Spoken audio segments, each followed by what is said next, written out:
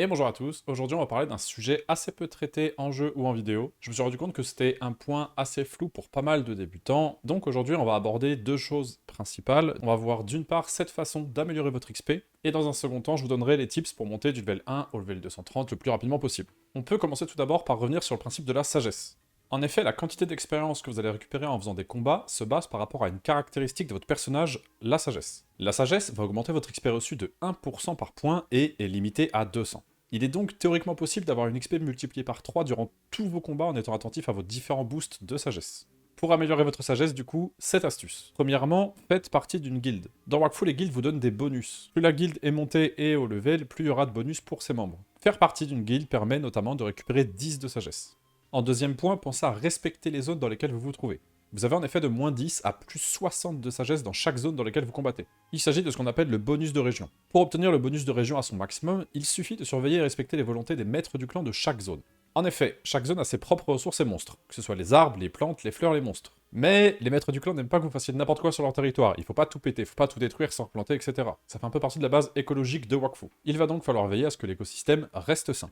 Pour ça, il va falloir utiliser vos métiers de récolte, trappeur, herboriste, bûcheron et paysan. Ce qui vous permettra donc de replanter ou bien d'éliminer des ressources en trop au besoin. L'objectif étant de satisfaire les volontés du maître du clan. Vous pouvez retrouver ces objectifs directement dans l'interface dédiée en appuyant sur W ou bien en cliquant sur le petit bouton situé tout en haut à droite. Les barres jaunes en haut correspondent au maximum de ressources qu'il ne faut pas dépasser dans la zone, et les barres jaunes du bas, le minimum requis. Du coup, quand vous êtes en train d'XP dans une zone, pensez, c'est important, à vérifier à combien vous êtes de bonus. Ça prend vraiment 2 minutes de rétablir un écosystème sain avant d'attaquer une session de farm, et ça vous permet de profiter jusqu'à plus 70% d'XP. C'est super important, gardez-le en tête. En troisième astuce pour gagner de l'XP, on a le bonus de contrôle de territoire.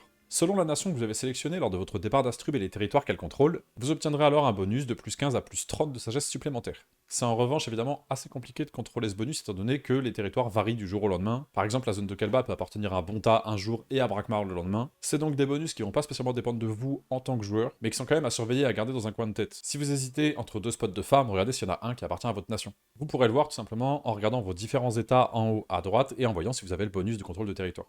Quatrième astuce intéressante à partir du niveau 110, c'est de récupérer l'épaulettes qui s'appellent les spalières du corbeau blanc. Vous pouvez les dropper sur le boss ultime Corbeau Noir. C'est le dernier item en jeu actuellement possédant de la sagesse. Plus 30 sur sa version légendaire et plus 15 sur sa version mythique. On a ensuite les challenges en combat. Bon ça je suppose que vous l'avez bien compris, mais on a quand même un petit truc à noter qui est intéressant. Les challenges en combat vont vous donner généralement de 40 à plus 150 de sagesse. Ce qu'il faut noter et qui est important, c'est que la limitation des 200 de sagesse maximum s'applique également ici. Si par exemple vous avez 100 en sagesse de base et que vous réalisez un challenge à plus 130 de sagesse, vous serez alors dans tous les cas capé à 200 sagesse et votre XP n'augmentera pas plus. Sixième astuce, les bonbons de sagesse. Ces bonbons vont vous donner généralement de plus 30 à plus 100 de sagesse pour un seul combat. Vous allez principalement pouvoir les obtenir de 3 manières. Une fois par jour, pensez à aller au temple de l'Almanax et à prier en faisant juste un clic. Vous obtiendrez alors un jeton Almanax. Celui-ci peut être directement échangé contre un bonbon Beurix plus 100 de sagesse à l'entrée du temple. Pensez donc chaque jour à faire votre petite prière, récupérer votre bonbon Beurix et à l'utiliser contre un boss. Vous pouvez également obtenir ces bonbons de sagesse en affrontant des mimiques sucrés.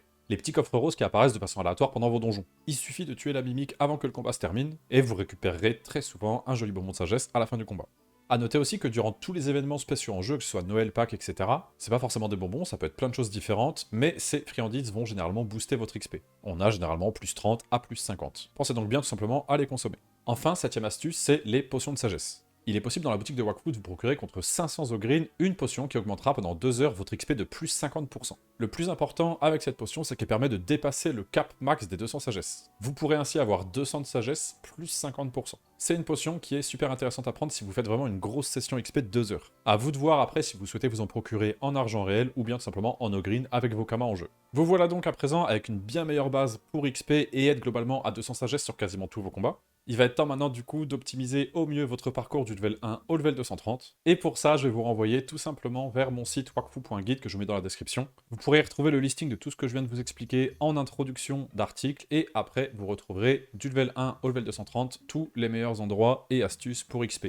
Que vous soyez un joueur monocompte, que vous ayez une team de 3 ou que vous ayez une team de 6, j'ai pensé à mettre du contenu pour à peu près tous les types de joueurs, en ciblant bien les meilleures zones et les façons vraiment les plus rapides pour XP. Gardez quand même en tête cependant que l'XP dans Wakfu c'est pas forcément le point principal du jeu. L'XP c'est surtout un bonus qui vous permet de débloquer des nouvelles tranches de niveau, mais pour s'amuser, pour faire des kamas, il n'y a absolument pas besoin d'être level maximum sur le jeu. Bref, c'est tout pour moi pour aujourd'hui, j'espère que vous avez appris des choses, on se retrouve très bientôt, je vous le dis comme ça fin de vidéo. Le prochain tutoriel de classe, ce sera le tutoriel sur l'héliotrope distance que j'aime énormément. Bref, on se retrouve se retrouve en stream d'ici là sur Twitch. N'hésitez pas à nous rejoindre, évidemment. Bisous l'équipe.